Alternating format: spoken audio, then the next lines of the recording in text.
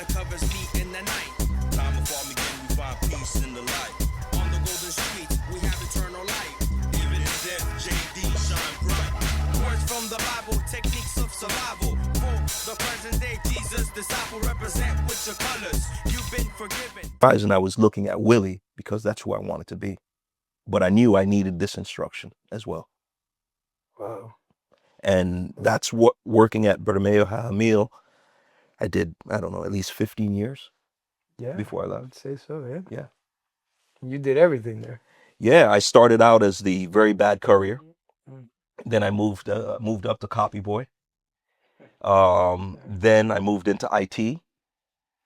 Then I did then I thought I sold a company for $1 million, but the people forgot to deposit the money. So then I quit before. So I had to go back to Willie. I'm like, Willie, Oh, you quit? I quit.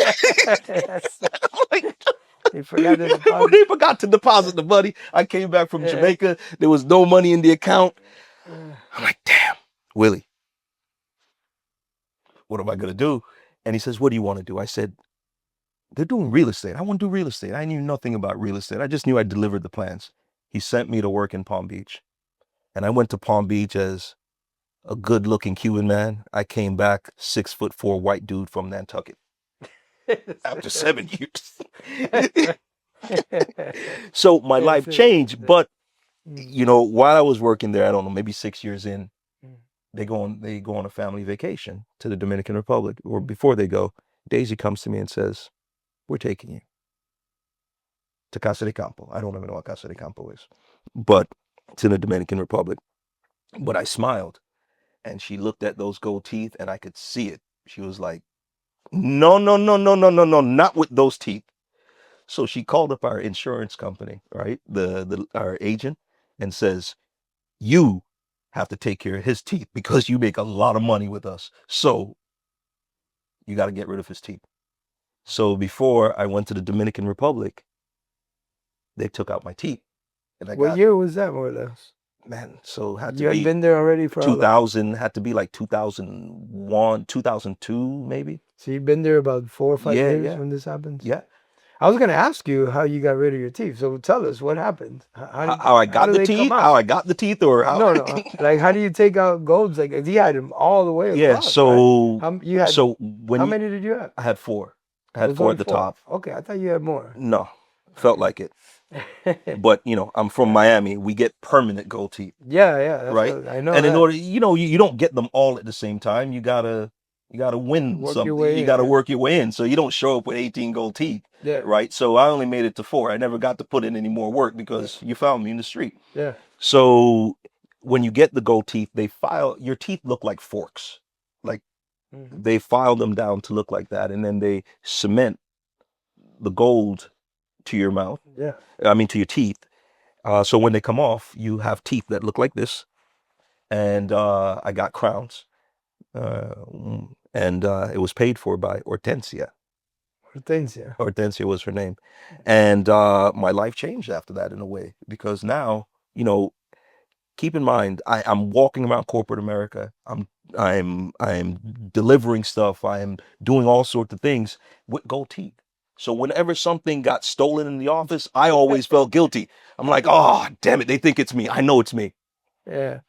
To the Daisy's house got broken into. Oh man. And I'm like, they're gonna think I did it. I think I did it. Oh man. But that was never the case. Yeah. Well, like I said, I mean, I know that you're very close to Alexa, right? Yeah. And she's got, with her grandkids, they call you Tio. Yeah. You know, the girls are gorgeous. The other day we were in church, and one of them went, and she ended up sitting with Maria. Yeah. Did they tell you this? No. Oh man, everything Maria did, she was doing. So Maria would cross her legs this way, and then she'd cross her legs, you know. And Maria was like, "Watch this." So she crossed the other way, and she says it.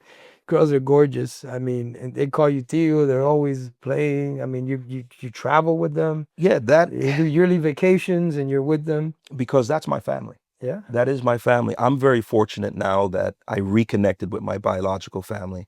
But since 1996, I've been with the Bermeo family. And when I was younger, working at the office, Alexia, who is a special human being, would take me out to all the nightclubs and dinners around Miami Beach. When I had gold teeth, introduced me to all of her friends. And again, she never noticed I had gold teeth, or she was never ashamed. She took me to the nicest places. I was always included. We sat at the best tables and everything else. And we really developed a bond. And that bond is inseparable, because even in adulthood, when I needed help in recent history, she says she I had an apartment on Brickell, which was a company apartment, and the group that I was working for calls me into the office, and they're like, "Well, thank you for everything you've done. You got 10 days to be out of the company apartment." Like, I think I need a little bit more time than that. And my life got turned upside down, and here I am at 45 years old. And how did I find myself in this situation? And for me, I remember the payphone begging for money. So I'm at peace with it. So I sat down on a bus bench on Brickell Avenue and said, "God, I know you got something planned. I'm going to let you do your thing." But I didn't know what it was going to be. So my sister calls me and says, "Come over to the house for dinner." And then her husband and I are talking, and I'm telling him the story about what happened. And at the end of dinner, he's like, "Where's your stuff?" I said, "I left it at my brother's apartment." He's like, "Why is it not here? You're going to live here in this house." And I'm like, "No, no, I can't. I don't want to be here. I don't even know if I like." No, I didn't like him.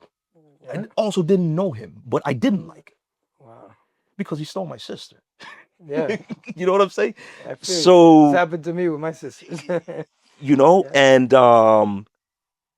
and the deal that he made with me was, he said, "I will take care of the little things so you can do big things." And none of us knew what these big things were. I just knew the little things was eating. Yeah. You Living know, somewhere. living somewhere, but living I lived there for 3 years. And you have to understand, living in someone's house for 3 days is a task, much less living in someone's house for 3 years. And those 3 years were the best, or it was 4 years, was the best, one of the best parts of my life, because I got to see love. I got to see what it was like to have children. And every day, these kids would poke you, poke you, poke you. And what I realized is I was hard. I was a very hard person, lacking emotion and feeling. And these little kids keep poking you and poking you and poking you. And then you get soft. Mm. And I like the person that I've become in having this experience and living with them. And then through that, ended up becoming part of their company and part of their family, and learning so much about life and business. They have everything, they've given me everything that I was missing in my life: structure, discipline, accountability, and they push every day. But more importantly, they don't take advantage, and they reward, and they appreciate everything that you do, and they give too much, and they've given me a lot, to be an executive in the company with, with endless possibilities and opportunities to continue to grow exponentially with your family. This is what you're doing now. This is what I'm doing now. Yeah. Well, let me just pause to say that Alexia is the daughter of Willie and Daisy Bermeo, Yes. and an exceptional young lady. When I met her, she was part of the Bible study Yep. that we had there. She was always there. We used to do these youth retreats and young adults retreats, and she got along better with the kids that were in the gangs with it than the kids from the church. And she was just very special. I mean, nothing. I mean, there's nothing gangster about her at all. No, And yet she has to be one of the most non-judgmental people I've ever met. doesn't see it. She doesn't see it. Like you She said, doesn't. she's She taking you out with the doesn't goals. even know it's there. Yeah, I guess that's a good way of putting it. She doesn't even know it's there. She's amazing. You know, Yes. like the family is. I'm Yeah. sure she learned that from her parents. So you joined the company. Tell me a little bit about what you're actually doing in the company. So I serve in a role of, I have multiple hats that I wear, but we develop a few different asset classes. The company, founded by Ignacio and Gaetano, brothers, and in 2010, and they started developing single family homes, from Pinecrest all the way up to Coral Gables, South Miami, and did very well with that, and really, I would say, made a name and created a brand for their company. And God has a way of doing His thing. So the company that I was working for, when I was living on Brickell, they put a ton of different things on the contract from a real estate standpoint. And there was one deal that they were working on that, they obviously didn't buy because they fell into some different financial issues, and they couldn't close on these deals that they wanted to acquire. We were able to structure and put that deal together, which took the company from just single family houses to institutional type developments. And that was from a very bad experience that happened to me, that then changes the trajectory of the company, because I brought the opportunity, but Ignacio Gaetano, um, took that opportunity and created something special. And now we've just been building up after that. Hmm. Wow, interesting. Yeah. So I work on the development and acquisition side. So from when we're looking for property, acquiring property, all of the due diligence that goes into acquiring a property, and closing and financing with banks, investor relations, and my favorite hat, that I like to wear, is my marketing hat. So when we're building something, we have to create a brand. We have to figure out who it's going to resonate with, and then implement that. And then from there, connect the dots on the sales side. So I wear a few different hats because we're a small company. As we grow, I'll get, someone will come in and take over some of these roles. But right now, I wear a few different hats, but I couldn't be happier. I couldn't be learning more. And we're developing some amazing projects, but none more special than, um, a tower that we'll be building in Alapata with 500 units in Alapata. Alapata. Wow. So, when we acquired that property, I drove around the neighborhood looking for the warehouse, because I just had to sit down, but and just take that in, to say I was homeless, sleeping on the side of this church. Now I'm standing on the property that will be developed by the company that I work for. That's amazing. You know? Did you find the building No, I when you couldn't were? find it. Yeah. They must have painted it. They did. They did. It looks a little different. I was there just 'cause sometimes I just go by there. I'll tell you, I do the same thing, you know? Sometimes if I'm close by, I just drive. I still do. I do that with Opalaka. I moved out of Hialeah, so when I'm in Hialeah, I do the same thing. But when I'm in Alapata, I just say, I just kind of just sit there and just remember everything God did is special, so special. When we started the Jesus Disciples, he used to rap with us back in the Oh, days. yeah, but I could never find a beat. But you were a good rapper, Let me man. see. Many days and many nights before the gang fights, even before I got caught up in the thug life. Never thought I'd be on the block selling crack. The devil had me making moves, trying to get me in this cash groove, just to make a knot, losing friends from lack of ends. Cause in the end, the devil carries no friends. That's all I remember. But hey, that's enough.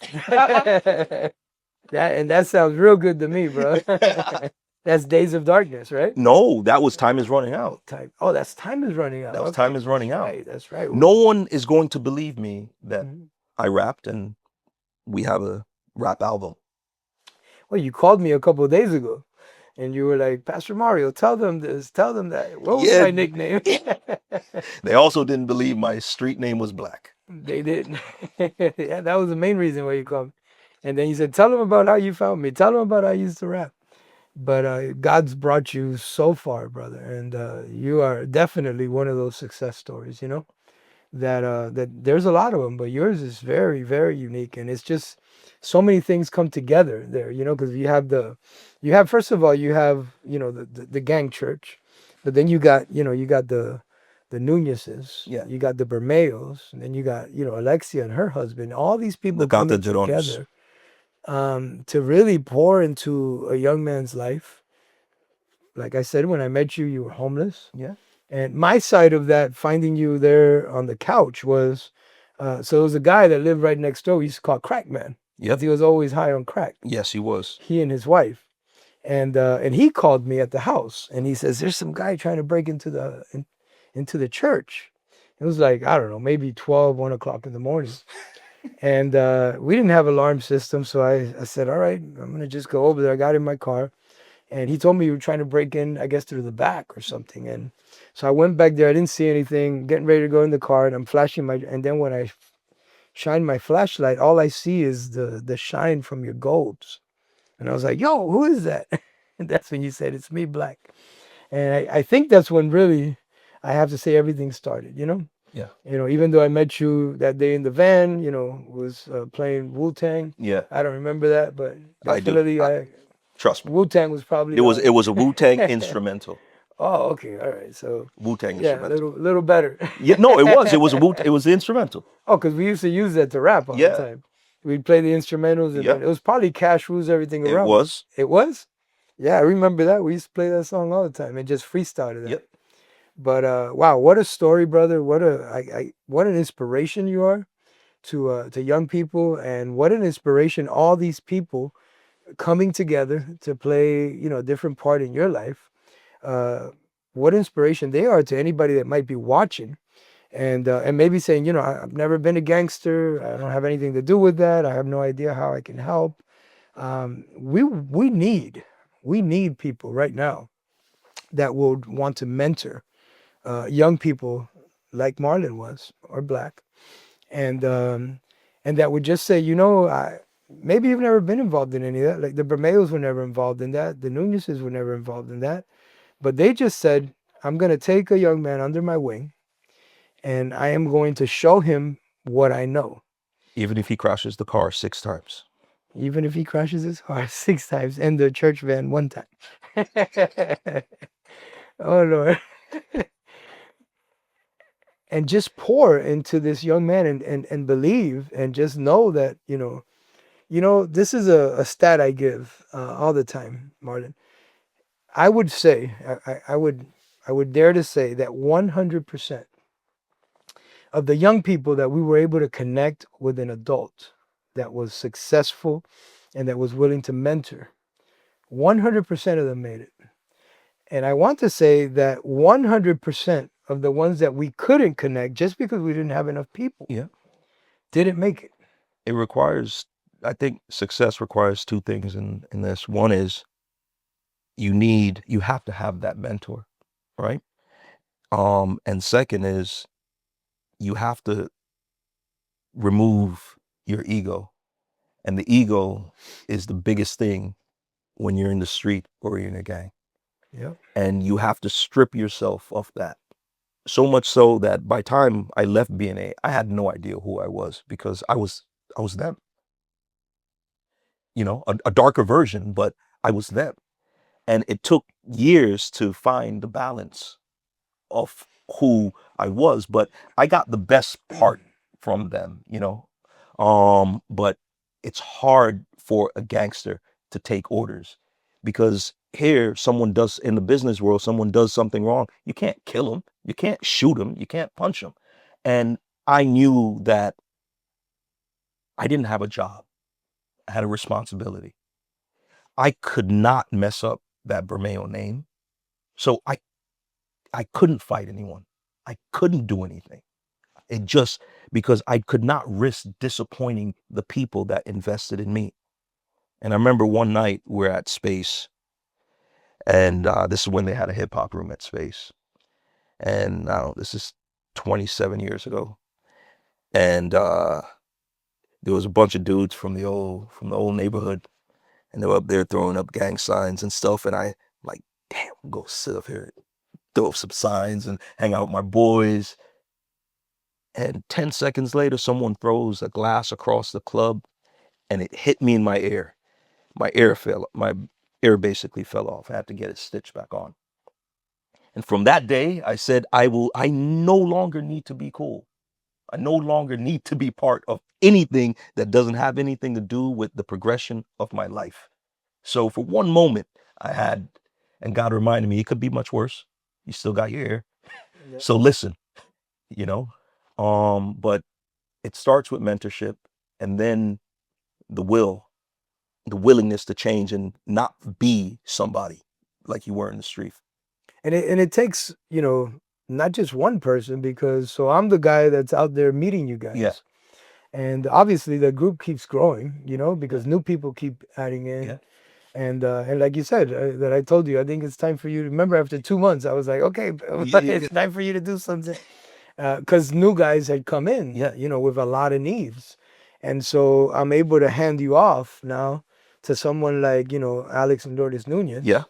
And then, able to hand you off over to somebody like Willie and Daisy that are going to, start, putting you in places where you can have success. They're a little bit more clingy. They never let me go. Yeah.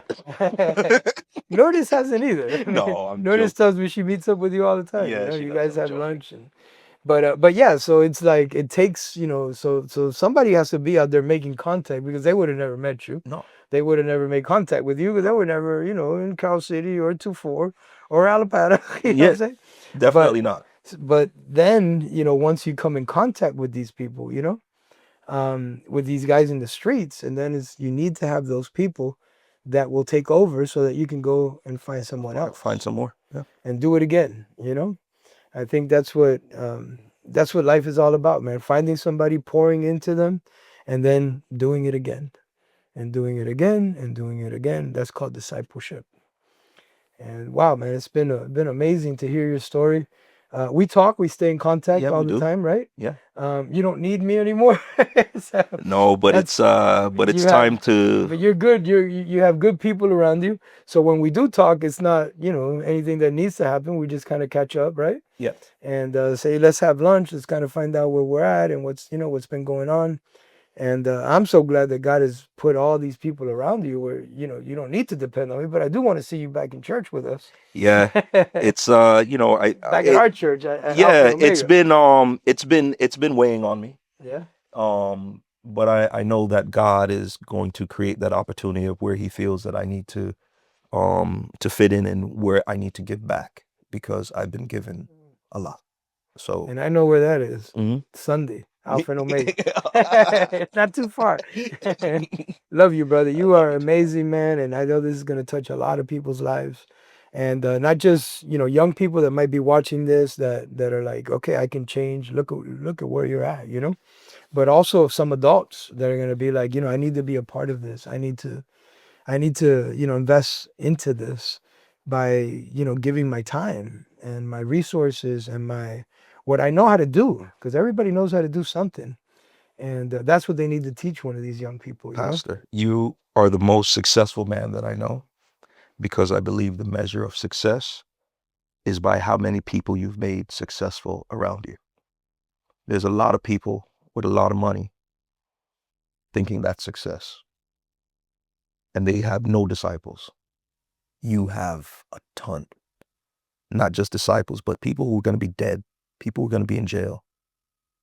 And you've put them in places and positions of power and influence, and ask for nothing in return. That's a true pastor, and the most successful man that I know. Thank you, brother. I also say success is when you love what you do so much that you never work a day in your life. I'm sure you've heard that. There you before. go. And my favorite, that this one you probably don't know, is find something you love to do so much that you would do it for free. Then do it so well that somebody will pay you to do it. That's a good one. That's a good one. I'm That's gonna borrow. I'll give you credit for it That's- when I use it. Yeah, when you find that, and I think I found that in ministry, in my passion for young people in the streets, and just the fact that I should be dead, But every day I'm alive is borrowed time, Yeah. I in the streets I should have been dead. I don't even know how many times I've been kidnapped, left for dead, And then as a pastor, as a gang outreach pastor, they probably did 36 to 37 attempts on my life. Yeah. You know, one of those was, And you're very stubborn. Kept going back. some of those were the people that the Bermeos had in their house. They tried to kill me first. Uh, but yeah, hey, thank you. You want to say anything? Last words to anyone? Maybe just encourage anybody watching. Look, I think